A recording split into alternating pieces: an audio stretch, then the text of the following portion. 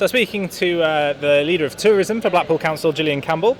Gillian, one of the headlines to take away obviously this year, the illuminations are being extended up until the new year. Was that an easy decision to take? It certainly was this year.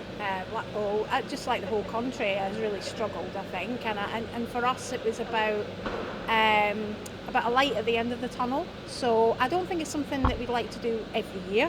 Maintenance costs are always a little bit higher through the winter time, and that's why we generally don't do it. But it was an easy decision to make this year, certainly. Fantastic, and obviously it is an individual year in the sense of, everyone's got through coronavirus, getting through the pandemic and the lockdown, if you like. How this year are you choosing to honour the coronavirus heroes and the key workers?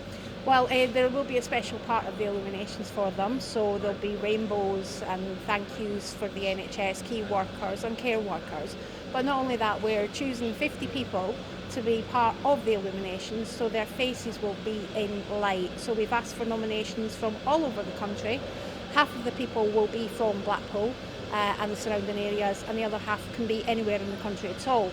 So they will actually physically be in the lights, their picture. And the 50 people, are they purely NHS workers, or is that key workers small sectors? I think it's going to be an element of everything, because I think it's great that the NHS got the plaudits that it did during the time that we were all locked down.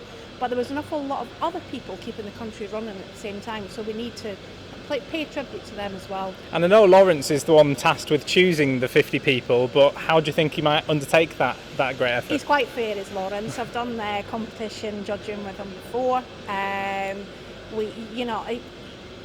think some of it is about the instant story, and I think that will be a gut feeling, really. It certainly would be for me.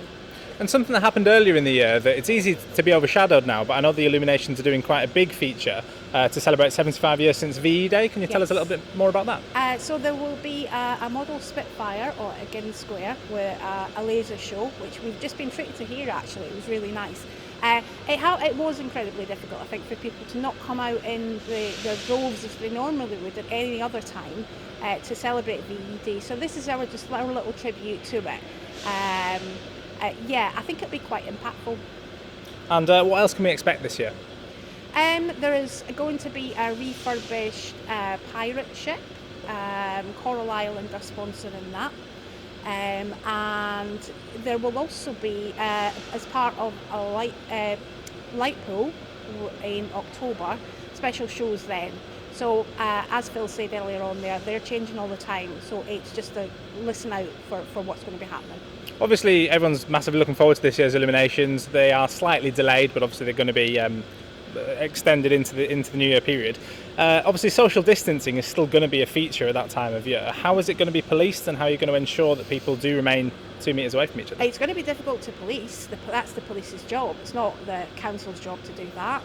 We can advise people, but we can't police it. We will be encouraging people, though, to stay in their cars. I have spent 5 years asking people to get out of their cars and do something. It's going to be hard to say, stay in your cars and go through the illuminations. There is still plenty of room on the promenade for social distancing, though. So it's just about everybody staying safe and following any guidelines that are given. And heaven forbid, worst case scenario, the country goes into another widespread lockdown. What happens in that event if people are encouraged to stay at home and only have an hour exercise a day? That would be incredibly difficult, but at least the people of Blackpool, if they took their hour exercise at that time, they'd get to see the illuminations and be socially distanced at the same time. It would be hard, I'm not going to deny that, but that's something we've thought about, and it's something that we hope just won't happen. And can you give us some information about how the switch-on event might happen? We know that it's happening virtually and digitally this year, but what will happen on that evening? Yeah, that is an odd one as well. So I've been going along to a great big party for 5 years now and seeing 20,000 people enjoying themselves. It will be different. It will be a virtual switch-on. It'll be a mix of pre-recording live from Blackpool Tower with some really good acts. I think we've still got one, possibly, to announce, a little surprise one. That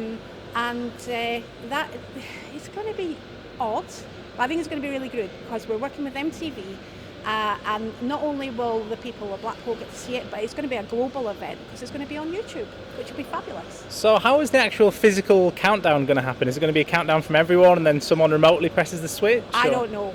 Nobody's told me that bit yet, but obviously that bit will happen from Blackpool Tower. Wonderful. Okay, Gillian, thank you very much. You're welcome. Thank you.